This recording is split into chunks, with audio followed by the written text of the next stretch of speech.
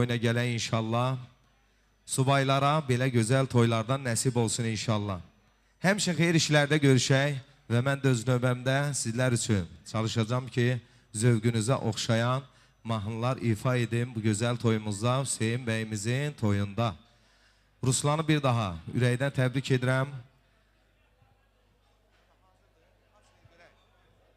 Gözəl musiqimiz səslənir. Darıxıram səslənir. Arzu edirəm darıxmayaq. Gözəl toyumuz keçəcək inşallah.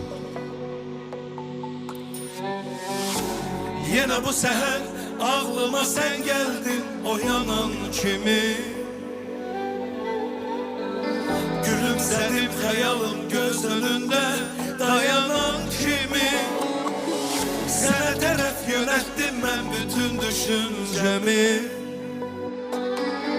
Ətrin otağa dolsun açıq qoydu pəncərəmi. Bir isti çay dəmlədim, fikirlərimi cəmlədim. Yenə